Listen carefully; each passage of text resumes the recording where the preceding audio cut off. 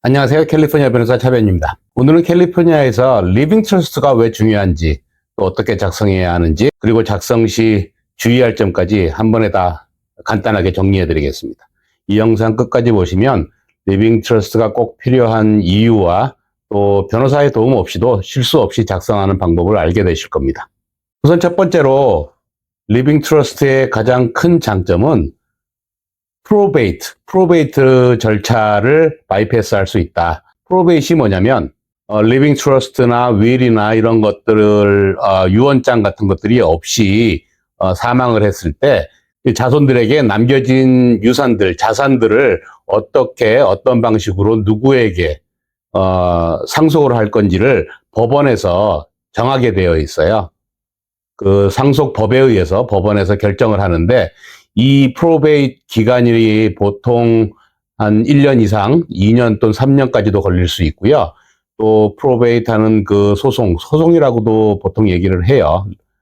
왜냐하면 거기에도 여러 가지 이제 그 클레임하는 사람들도 있을 수 있고, 또 뭐 반대하는 사람도 있을 수 있고, 또 불만인 사람들이 많이 있겠죠. 그러니까 이제 그 프로베이트라는 어떤 법원 소송을 통해서 각자 법적으로 인타이틀먼이 있는 만큼, 그러니까 권리가 있는 만큼 가져가게 되는데, 이 과정이 굉장히 복잡하고 까다롭고 시간도 오래 걸리고, 또 변호사 비용까지 합치면 거의 총 재산의 5% 또는 많게는 10%까지도 날릴 수 있다.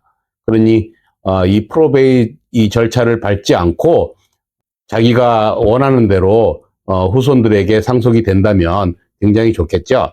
그래서 이 리빙 트러스트를 미리 만들어 놓으면 이 프로베이트를 바이패스 할 수 있고, 그 다음에 텍스 관련 절약에도 큰 도움이 될 수 있습니다. 그래서 특히 부동산을 소유하신 분들은 꼭 미리미리 리빙 트러스트를 만들어 놓으셔야 불필요한 시간 절약할 수 있고요. 그 다음에 후손들이 자기들 간에 또 이렇게 분쟁이 일어날 수 있는 걸 미연에 방지할 수도 있고, 또 텍스, 상속세 관련 이런 세금들도 절약을 할 수 있다는 큰 장점이 있습니다. 그럼 리빙 트러스트는 어떻게 작성을 해야 될까요? 물론 전문 변호사한테 맡기시면 변호사가 다 만들어 주겠지만, 뭐 재산 내역이 굉장히 다양하고 복잡하지 않는 이상, 뭐 집이나 건물 한 채, 두 채 정도 가지고 있거나 뭐 이런 상황이라면 굳이 변호사한테 맡기시지 않으셔도 본인이 하실 수 있는데, 그렇다고 해서 본인이 직접 어떤 정보 없이, 지식 없이 만들다가는 이 리빙 트러스트가 무효가 되는 경우가 많죠. 무효가 되면 어떻게 되냐면 결국은 만들어 놓은 리빙 트러스트는 효력이 없고 프로베이트로 다시 결정을 해야 된다는 그런 얘기가 되는 거예요. 그러니 만들 때 잘 만들어 놓으셔야지 이런 불상사가 생기지 않습니다. 그럼 리빙 트러스트라 그러면 제일 먼저 생각나는 게 재산을 상속해주는 설정자, 그랜토라고 하는데, 이 재산 설정자가 있어야 되겠고요. 이제 물려주는 사람, 부모님 얘기하는 거죠, 본인. 그 다음에 이 트러스트를 그랜토가 사망한 이후에 리빙 트러스트에 나와 있는 그대로 정확하게 배분을 해서 나눠줄 수 있는 트러스티가 필요해요. 보통 이 트러스티는 본인이 살아있을 때는 본인이 트러스티가 되죠. 본인이 트러스티가 돼서 내가 살아있을 때는 내 마음대로 내가 다 할 수 있어요. 하지만 내가 이제 사망한 이후에는 또 그 트러스티를 석세서 트러스티라 그래가지고 트러스티 임무를 계승할 만한 사람을 또 임명을 해놔야 되겠죠. 그래야 내가 사망한 이후에 그걸 내 자손에게 리빙 트러스트에 나와 있는 그대로 물려줄 수 있도록 그런 절차를 다 밟아야 하는 트러스티. 보통 가장 가까운 친척, 친구 뭐 이런 분들이 석세서 트러스티가 많이 임명이 됩니다. 그 다음으로 이제 beneficiary, 수혜자죠. 내 자식 이름을 한 명 한 명 다 정확하게 넣어 놓으셔야 되고요. 보통 이름과 생년월일 정도를 넣어야 나중에 컨퓨전이 없는 거죠. 그래서 수혜자, beneficiary를 꼭 지정을 하고, 또 그 다음에 이제 가장 중요한 게 어떤 재산이 누구한테 몇 퍼센트를 물려줄 것인지를 정확하고 클리어하게 정리를 해서 기재를 하셔야 됩니다.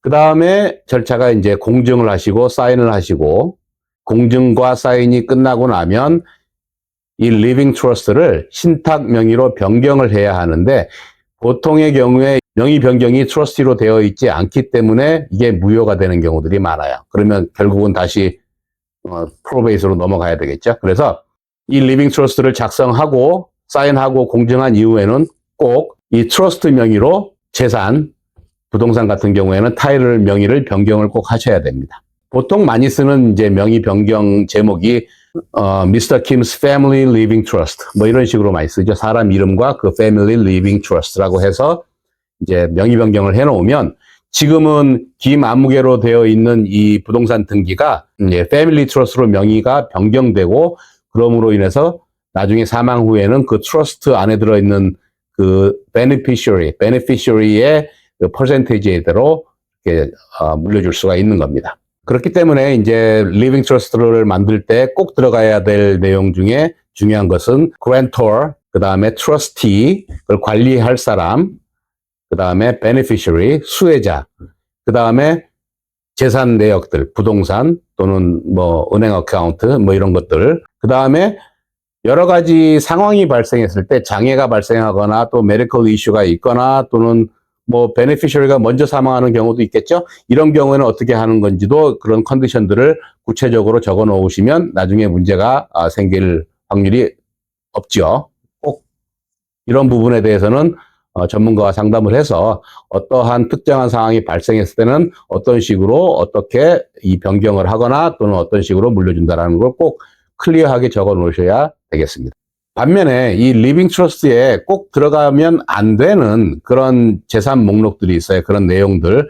그 중에 하나가 IRA나 401k 같은 것들은 트러스트로는 이전이 불가합니다. 그러니 이건 트러스트에 포함시키지 않고 따로 IRA 어카운트나 401k 어카운트에 베네피셔리 지정을 할 수 있고요. 그 다음에 생명보험 마찬가지죠. 생명보험도 리빙 트러스트에다가 기입을 하지 않고 따로 베네피셔리를 지정을 할 수 있으니까 그렇게 하는 것이 오히려 더 트러스트에 넣는 것보다 더 빠르게 또 세금도 절약할 수 있고요.